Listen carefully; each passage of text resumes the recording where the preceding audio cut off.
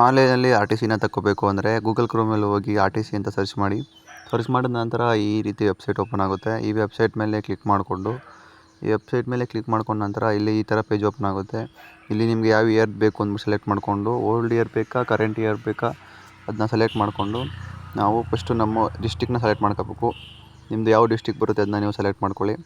Select ಮಾಡ್ಕೊಳ್ಳೋ ನಂತರ ತಾಲೂಕು ಕೇಳುತ್ತೆ. ತಾಲೂಕನ್ನ ಸೆಲೆಕ್ಟ್ ಮಾಡ್ಕೊಳ್ಳಿ.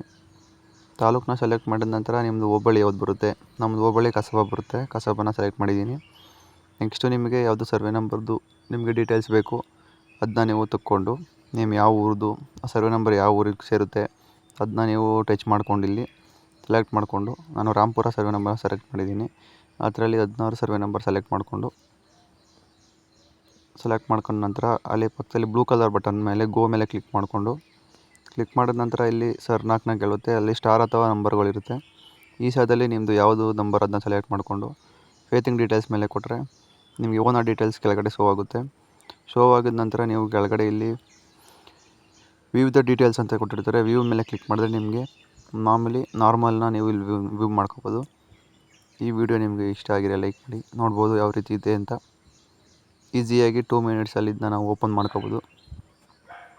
ಅದು ಮೊಬೈಲ್ ಫೋನ್ನಲ್ಲೇ.